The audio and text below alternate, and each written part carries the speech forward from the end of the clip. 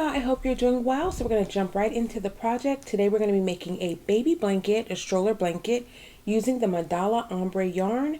You'll need a 5.5mm crochet hook, a yarn needle, which I don't show here, and a stitch marker would be very helpful as you work your way through the project. Now, I have done a review on my channel using the Mandal Ombre Yarn, so check that out if you want more details about this yarn before you go purchase it. I did use 3 skeins of this. The blanket measured around 34 by 36, but it is, like I say, a stroller blanket, baby blanket that kind of goes over a carrier. So super simple project, uses one stitch.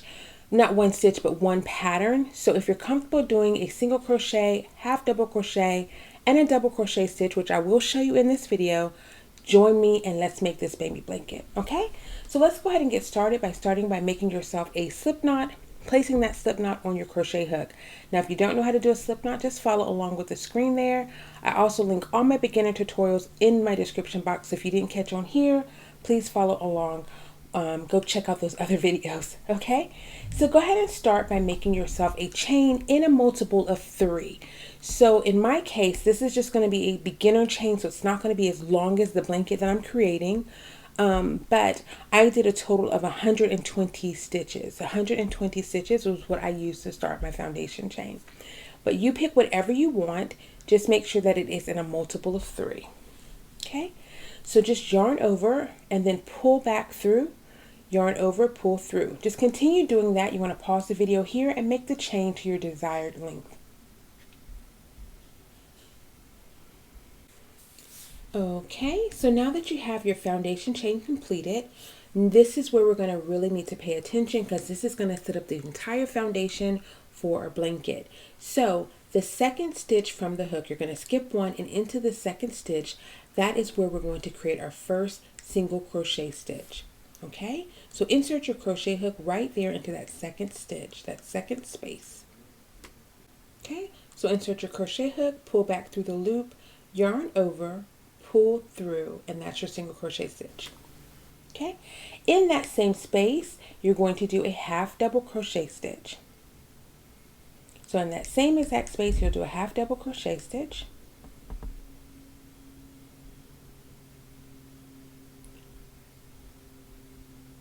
And then in that same space, you'll do a double crochet stitch. So essentially you'll have 3 stitches in the same space. Now I hope you're able to follow along there what a single, a half, and a double is, but I will walk you through it in the next stitch, okay? So once you have that cluster of 3, being a single, a half, and a double, you're going to skip 2 stitches in the foundation chain. So you're going to skip over 2. And then in that third stitch, or 1, 2, and in the third space, you're going to do the same thing. You're going to do a single crochet, a half double, and then a double. So let's do it together. So find that third stitch, insert your crochet hook, pull through with the yarn, right? Yarn over and pull through the bottom 2 loops. That was a single crochet stitch.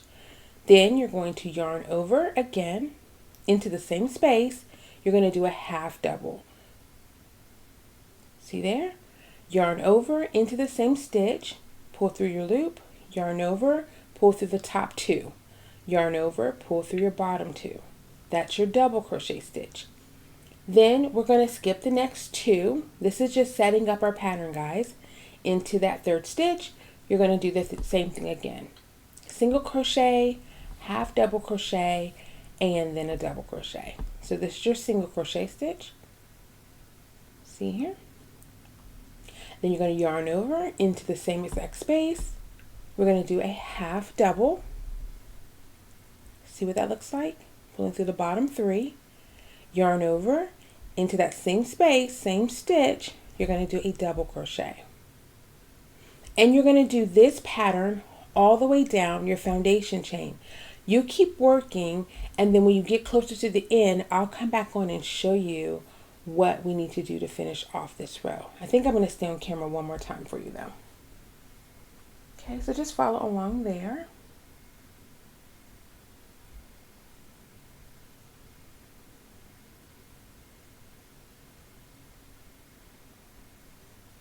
I sped it up a little, guys. I really wanted to make sure I got a lot on film for you, but really we're just doing the same pattern, single, half, and then double. Now, you should, in this row, you should have 2 spaces and 1 more space for you to go into. That space is where you're just going to do a single crochet stitch. So you will end the row every single time with a single crochet stitch. Just one, not a cluster of 3, just one. Okay? Once you get to the end, you've done your single crochet stitch, you're going to chain 1 and turn your work. Now that chain 1 is going to count as your first single crochet stitch in your next set of clusters, okay? So in the same space as your single crochet, you're going to do a half double crochet stitch. You're going to yarn over and do a double crochet stitch. So what you've done now is you've created a single crochet, a half double, and a double crochet stitch in that very first space. Okay, so now if you pull your work a little bit, you should see a little gap. Basically what you're doing is you're skipping over 2 stitches, and in that space you're going to do your first single crochet stitch. In the same space you're going to do a half double crochet stitch, and in that same space you're going to do a double crochet stitch. I hope that was not too hard to understand. We'll do it again though. So kind of pull your work apart. You'll see that you'll have a space that kind of looks like a V. It's off to its side, off to itself. That is the space you're going to do your single crochet, your half double crochet, and your double crochet. Okay, so basically what you're doing is you're skipping over 2 of the stitches, and in that third space you're going to do this cluster. Okay, can you see that there? You see the 2 stitches, and then that third stitch, it kind of looks a little bit wider. It looks more like a V. That's how you know you're in the right space. And honestly, the more rows you do, the easier that stitch will become for you to see. It's not it's not a hidden stitch. As you work this project, you'll really get to see that stitch easily, because you're just doing this cluster of stitches the entire way through. Okay, again, when you get to the very end, you're just going to do 1 single crochet. Okay, and don't get discouraged by that last little stitch at the end where we're putting the single crochet stitch. Just kind of work it into that very last space. It is usually your chain, so it may not be as easy to see. But this is what it looks like, guys. You're going to chain 1, turn your work, and complete the process all over again. Remember that chain of 1 is going to count as your first stitch of your next cluster, set of clusters, your next row. So you're going to go straight into your half double crochet stitch. Half double crochet stitch and then a double crochet stitch, okay? And then just continue working this. Now this is pretty much the entire project. I will stay on camera just a little bit longer to make sure you're going in the right direction, and I'll pop in a couple of times towards the end just so you can see how it grows and make sure yours kind of mirrors up to mine. This is a again, a baby blanket. It measures about 34 by 36. Yours can be bigger. Just make sure that you do your foundation chain longer, and you want to make sure that you do it in a multiple of 3. Then once you get your foundation chain to the size that you want, then just work a number, however many rows you want to get to the desired size that you're looking for.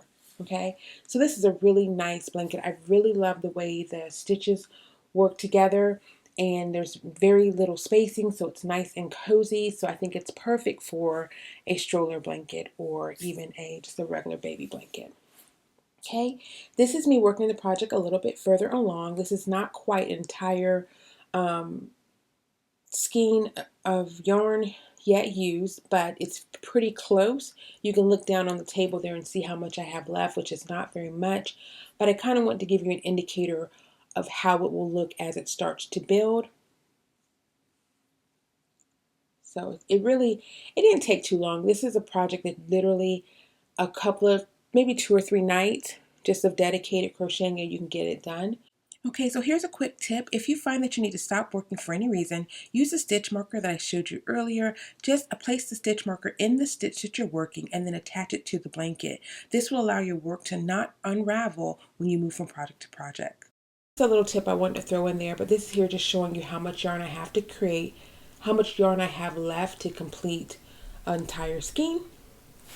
Okay, now that I'm finished with that one row, let's show you how I add the yarn.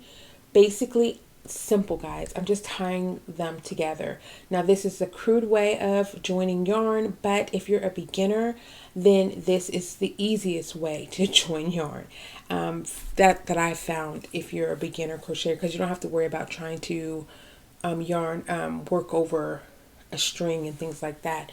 So just tie yourself a double knot and then cut your ends and then just work it in. What I found though, that because this is a clustered blanket, that knot is really seamless and it doesn't pose any issues with the finished product. Okay, so once you have that knot tied, you've joined on your new yarn, just continue working whatever stitch you left off on. Just continue working that through, and you will not, like I say, that little knot will not have a huge bearing on the project once it's complete. So as you see here, you can't even see where the knot is, really. Okay, so just keep working, pause the video, and then work through your last couple of skeins of yarn. Again, if you want it to be larger, just make more, use more yarn and make it longer and wider.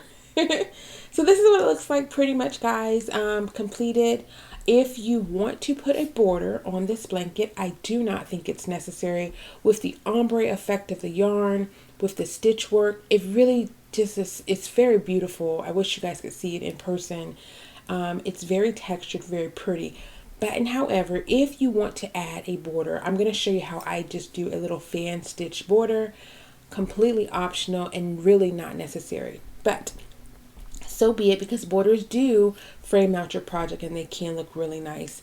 Go ahead and attach the yarn to the corner, any corner.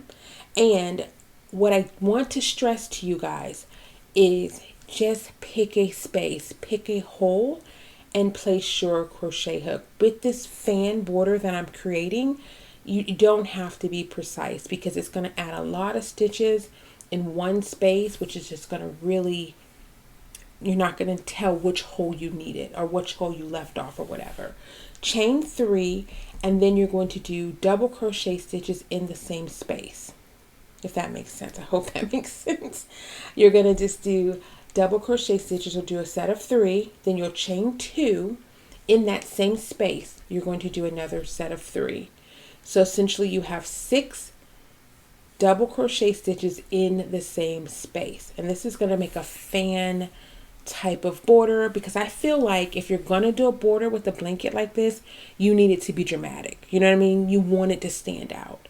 Okay, so find your next hole. Like I said, do not get bogged down and oh my god, where should I put it?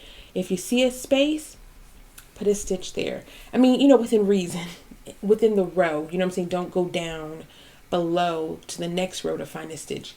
In line with the row that you're working on, find a stitch and then start your next cluster of double crochet stitches. Okay, so you basically, like I said, you'll do 3 double crochet stitches, you'll do a chain of 2, and then 3 double crochet stitches in the same stitch. Okay, see how that looks there? It's really dramatic, and I kind of feel like you can do any border you want, but because this yarn is so pretty, I think you would need something to stand out. So this is what it would look like if I chose to do a border. I'm not doing a border on this blanket, but I wanted you to have an option to add a border if you want. You would just carry that all the way around. And keep in mind, if you're going to do a border, you're probably going to want to pick up one more skein of yarn, because you're doing a lot of stitches in the same space. Okay, so that's it, guys. If you have any questions, please leave them down in the comment section down below. If you create this blanket, please share it with me over on Instagram. I love to see the work. And if you enjoyed the video and you think it would be helpful for anybody else, please go ahead and share it. Thank you all for your support. I will see you in my next video. Bye.